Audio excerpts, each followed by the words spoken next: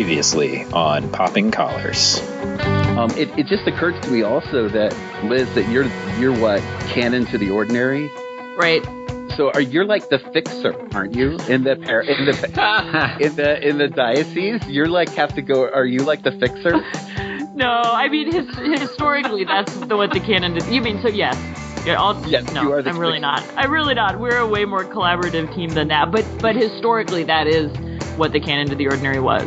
Yeah. That would be amazing if your business card just said fixer. I wish I was that much of a badass. It's not. I just picture you rolling in like the wolf from Pulp Fiction. Right, yeah. Like, what's the problem? How can I help?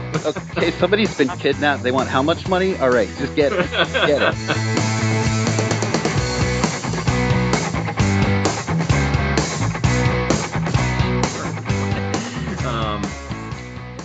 So we'll do this. Welcome to Popping Collars, the podcast that lives at the intersection between religion and pop culture. I'm your host. My name is Greg Knight. I'm in Palm Beach, Florida. With me are my co-hosts, Betsy Gonzalez from Alexandria, Virginia. Welcome back, Betsy. Hello, Greg. Liz Easton from Omaha, Nebraska. Hello, Liz. Hey, Greg. And our special guest for this episode, Lucas Mix from Princeton, New Jersey. Welcome to the show, Lucas. Hello. We're going to be talking about a little bit more serious of a topic than we usually do, internet pornography. Now, I don't think that the goal of our show is to shame anyone right out of the blocks. I recognize that there's a thriving adult film industry in this country and many people that work in it that are proud of what they do and the work they create for their fans. What we're specifically trying to talk about is this phenomenon of internet pornography. More and more sites have become amateur operations, luring young women and men into quite frankly, the world of abuse, exploitation, sometimes sexual slavery, and the top free internet sites average more hits per day than Netflix, Amazon, and Twitter combined. So there are a lot of people consuming pornography in this country, and it can be assumed that we work with a lot of them. So my question to the group is, where is the best place to start a moral conversation about internet porn? Is it with the producers or is it with the consumers?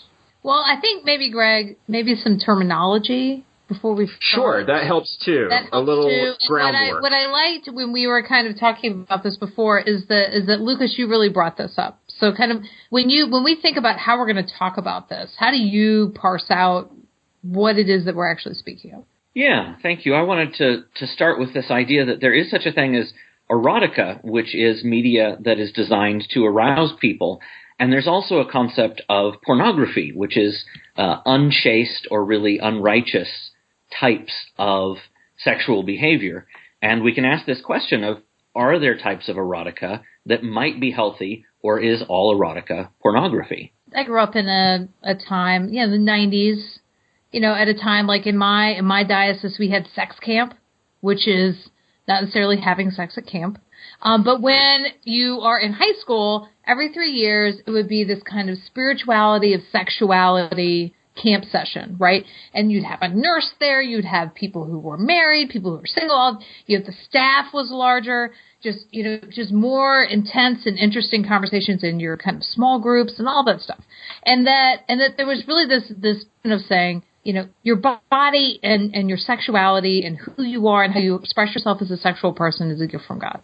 And how you then choose to share that with others is a gift that should be treasured and valued. When I find stepping into this conversation, I feel Greg's feeling of I don't want to sit here and shame people.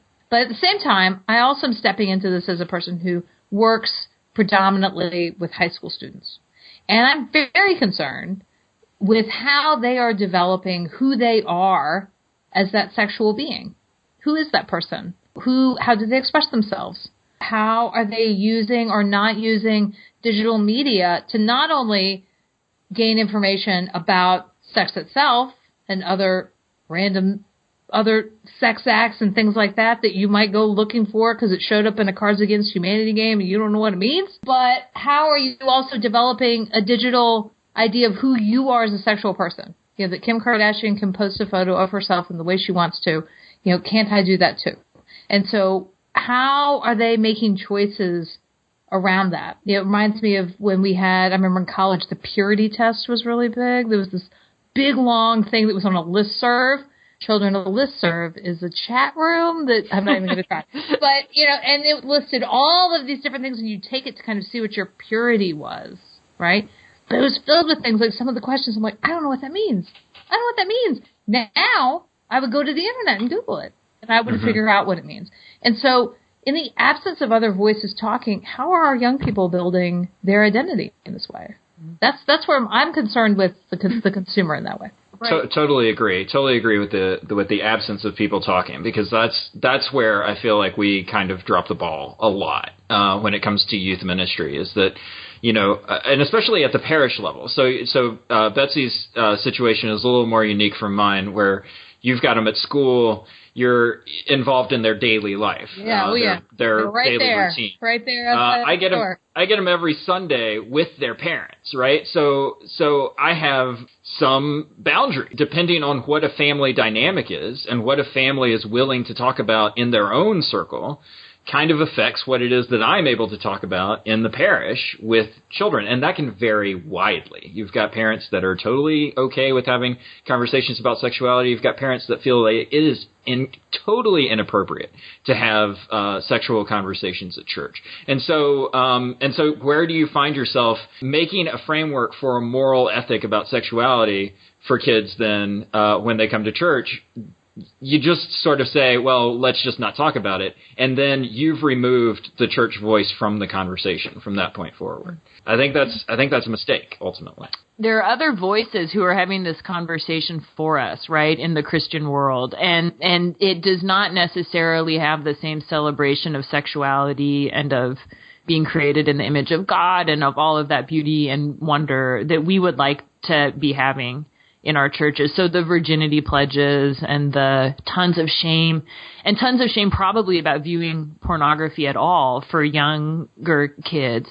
And that's the part that sort of scares me. And I don't have children, and I don't know a whole lot about, kind of psychological development, but there's a degree to which the young people, and I'm going to say boys, even though I know that girls look at pornography too, but the way that young boys are consuming this media, maybe in a way that they are not at all understanding even what they're about to see and what's about to happen to their body in response to what they're about to see, and how they're going to be formed and changed by that encounter. There's a degree to which the consumers are being victimized too, but at a certain age, I think that that's really true.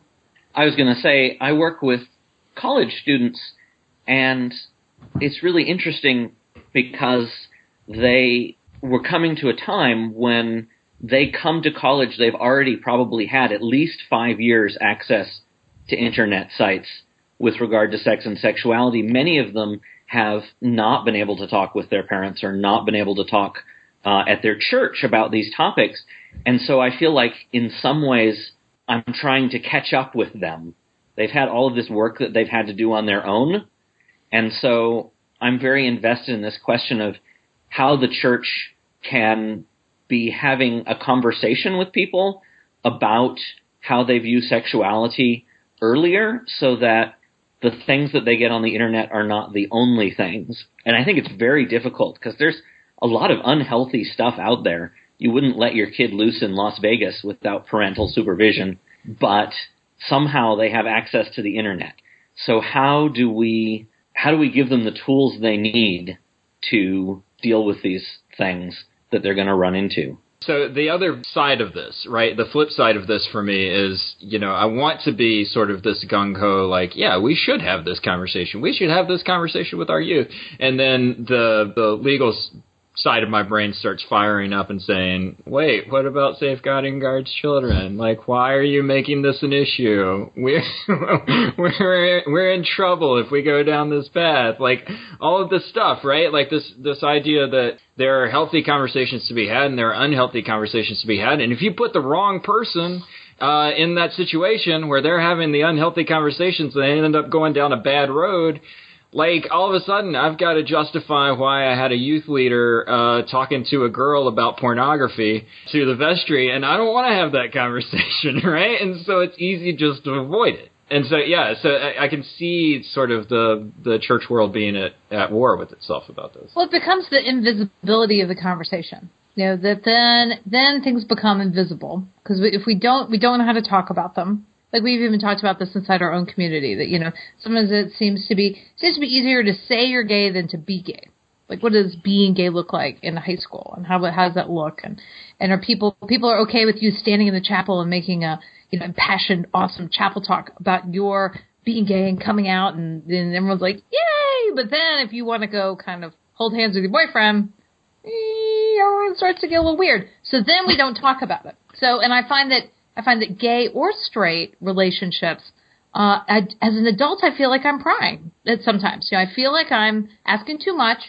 I'm delving into an area where maybe I haven't been invited. It's like going for the big hug when all they want's the side hug or a fist bump, and you're like, I don't want to overstep my boundaries. But then everything becomes invisible. Nothing becomes talked about. And porn in particular has an underground, alone quality to it. I remember the movie with Joseph Gordon-Levitt, Don Juan. He had an entire ritual around how he would watch porn and how it was woven into the fabric of his life and when he would do it and how it shaped the women that he would look for and how it shaped how he thought relationships should be. But it was all so knit into the fabric of his being and in his daily ritual that to actually not do that, it was like giving up smoking. It was like giving up drinking. It was like all of those things. But it was an alone behavior. It was something he did on his own, and it didn't, in his mind, connect to other things when actually it did. And then I find that often some of, the choices our young people make when they're alone or they feel alone are sometimes ones that are not what you would want for them. Right. And also, it's not just about young people, right? I mean, I think that part of the way that we're making the conversation safe for us is to be like, oh, thank God. About the kids. Yes, I'm talking about the kids. The kids. Yeah, that's not at all, that's not the right. case. You're totally right. So I think make it unsafe, Liz. Are we going to make it unsafe? Come on, Lucas. I think the comparison to addiction really stands out for me.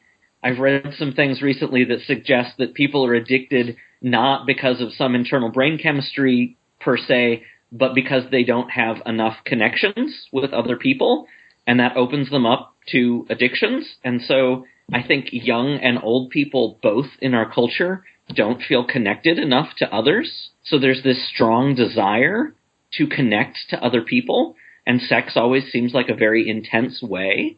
So I wonder to what extent porn is people trying to fill in a hole because they're not connected enough with other people.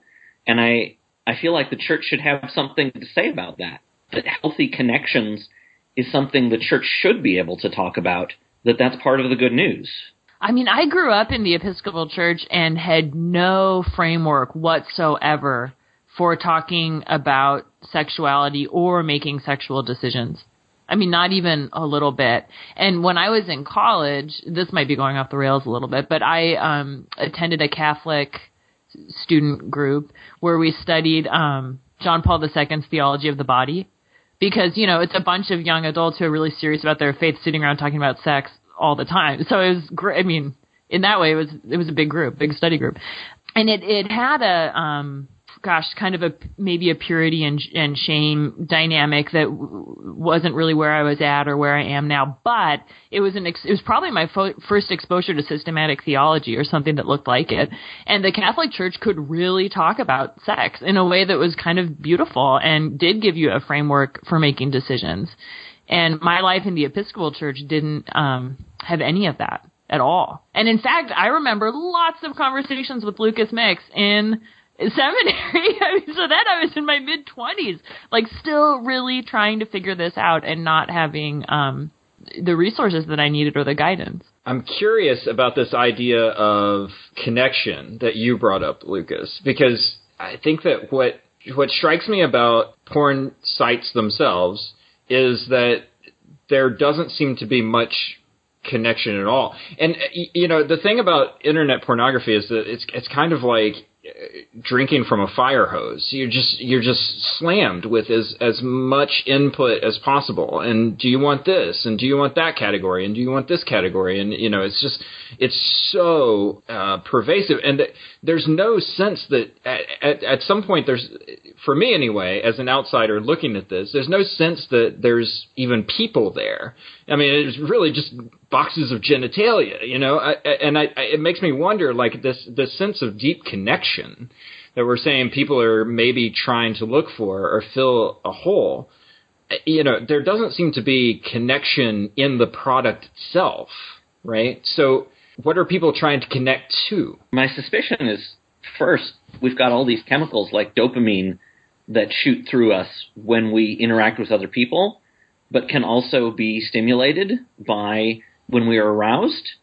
And so I think some aspect of it might just be chemical. And another thing is, arousal is a very intense experience, and I wonder if people use it in the same way they use drugs in order to swamp out their emotional issues. Like, it allows them to stop thinking about it for a while.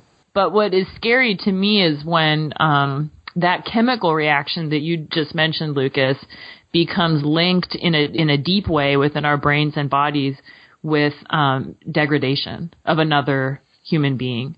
Yeah, because I feel like we're seeking intimacy. I mean, and that's when you find yourself in a healthy sexual relationship, there's not only a physical connection but emotional connection. And often when those relationships break down, it's because perhaps one is becoming more than the other, or someone feels they can't have the physical intimacy without the emotional intimacy.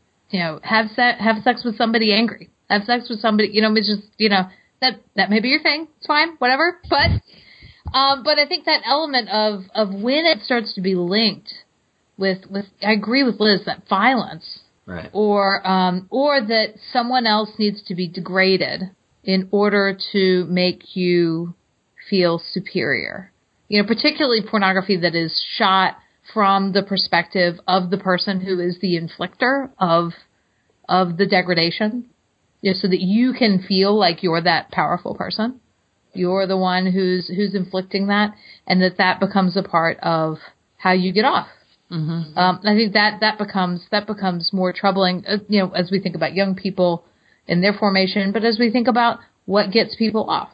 What are you doing with pornography if not sort of finding that boundary? Oh, that worked. Well, now that boundary doesn't work anymore. Now I've got to move it further. And now I've got to move it further. And now I've got to move it further until the point where you're just not even making it. So now you've got to go to like deep web stuff. Now, you keep moving yourself along to the point that you're fracturing whatever kind of intimacy you could even have with another person, because it's not fulfilling that sexual desire that the porn is forcing you down the road of, like, one step, next step, next step, next step. It's becoming the thing that's breaking you. You can burn yourself out. Well, and you can burn yourself out, right? Like, I remember reading an article a couple of years ago in New York Magazine or something about teenage boys' sexuality and, how it was influenced by pornography and things like it. And they were saying that, like, a ton, I don't have any numbers, but, like, younger and younger and younger men are experiencing dysfunction in the bedroom or not being able to achieve orgasm anymore with a real live human woman because they literally like burned out parts of how their body experiences sex. That seems crazy, right? And Lucas, you're a scientist. You can tell me if good scientist. Oh, excellent. Thank God. I worry about some of the scare tactics. So I don't want to go there, but at the same time, there's this conditioning question that stands out for me. Like, if you're really used to always getting aroused by one particular thing, especially if it's about domination or fetishes or something that you're not normally going to encounter in a relationship, then I think you can condition yourself so that you expect those things and they become tied together in your mind. I want to be careful that it's not this horror story that you have somehow destroyed your purity and are no longer worthy of good company. That's not. But there's a lot of that out there. So, but I would say that purity thing, that we love, like that's the Christian church attitude. Like that's what I grew up with in sort of conservative rural North Carolina, right? Repress. Wear your purity ring. You're gonna be fine. And on your wedding night, figure it out. Like that's where there's got to be a happy medium, right? And we're good Episcopalians. We can find the middle somewhere. Is the church okay with erotica, or is that okay? I think that's something the Episcopal Church is almost actively avoiding dealing with, because it's going to require us to have a common theology of sexuality, and the Episcopal Church is not good at having a common theology. We say we have common practices. Right. So fitting this question, it would be easiest just to say, oh, well, we have the practice of marriage. But for my part, I think there's a whole lot of how we think of ourselves and how we express ourselves in terms of our sexuality that is not just sex. Right. And so this is opening up this question of what do we say to people about their sexuality outside of just sex? And that's become a real issue as we start dealing with gender and orientation over the last 10, 15 years. Well, how diverse that is, how much of our gender and our sexuality and who we are is on a spectrum, much in the same way where we fall as a church on many issues is on a spectrum as well.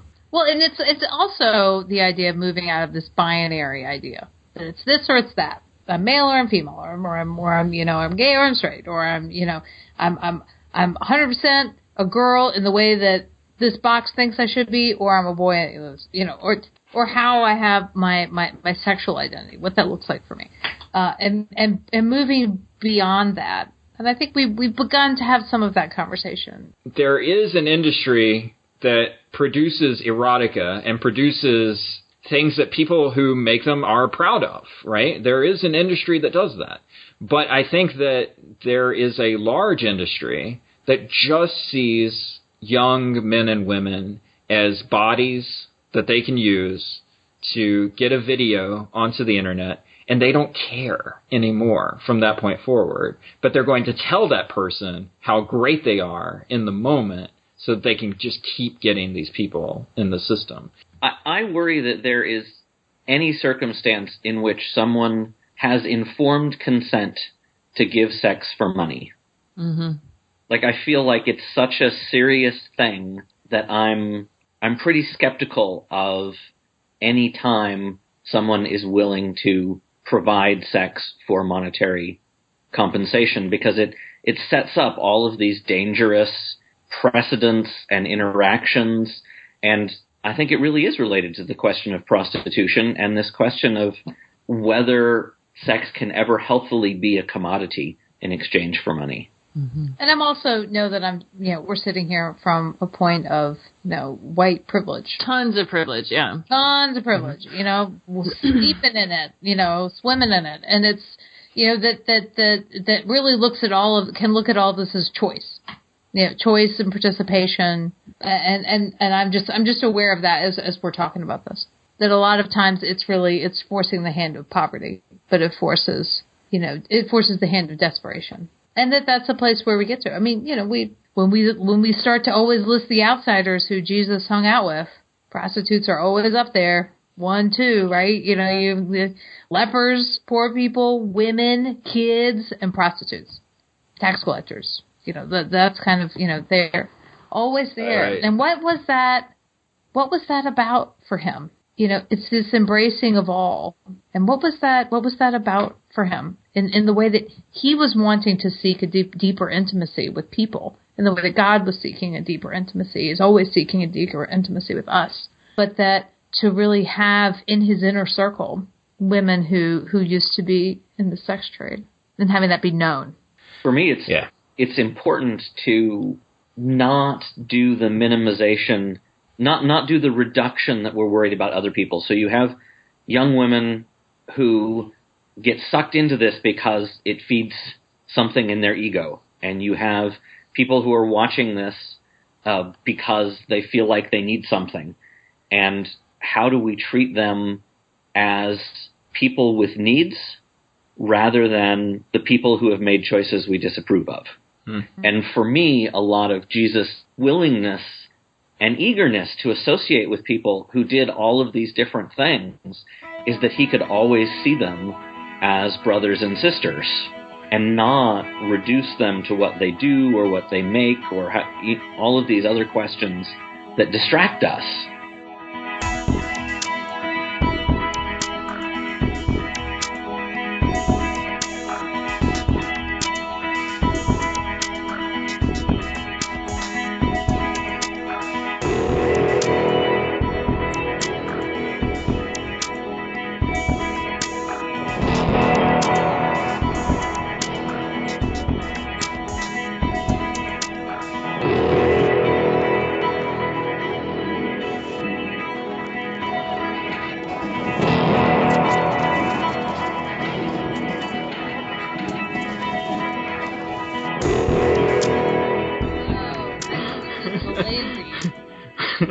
So, Lucas, we do this thing called like 5-minute coffee hour where if there's some piece of pop culture that you've been like binging on or interested in the last week, you just share it with everyone.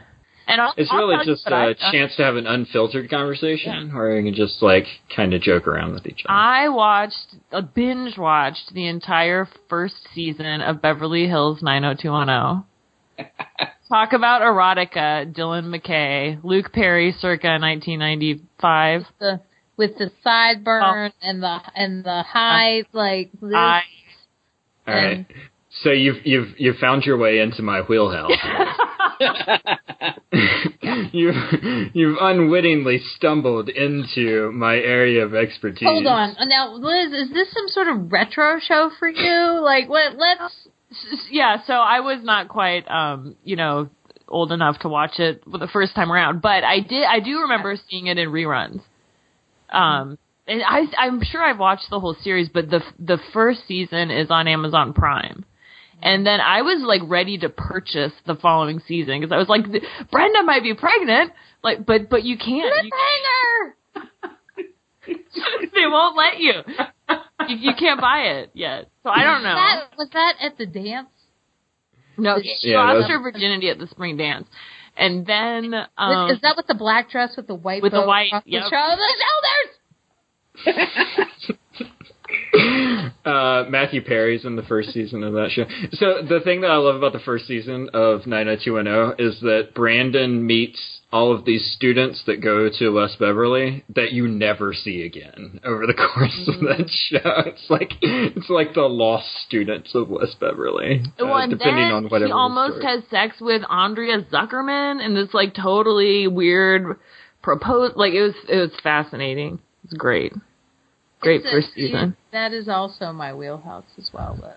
Really? It's a great show. There's a priest on that show.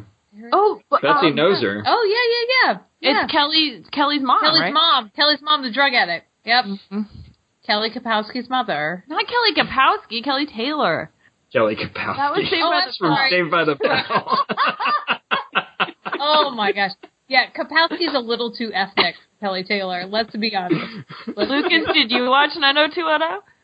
I did not watch 90210. I'm much more of a Firefly guy myself. That's what I've been binge watching. Oh, that's awesome too. Yes, Joss Whedon. Yeah. Lucas, do you have a church website, a blog, a Twitter feed, anything that you would like to promote? I do postmodern Christianity, a lot of science and religion. I did a long series on the ethics of sexuality. So the blog is Dacalu, DACALU.wordpress.com. It's really good. Cool. Awesome. You can find Popping Collars on Twitter at Popping Collars. You can find us on Facebook at facebook.com/Popping Collars. And you can find all of our shows at poppingcollarspodcast.com. Please feel free to subscribe, rate, and review our show wherever you get our podcasts, especially if it's on iTunes. And a big thank you to episcopalcafe.com for featuring our show each and every time. We love episcopalcafe.com. We know you will as well. Check them out for all of your Episcopal news and beyond. So with that, that's Popping College for this time. Thank you, Liz. Thank you, Lucas. Thank you, Betsy, for coming on the show. We'll see you next time. Keep those collars popped.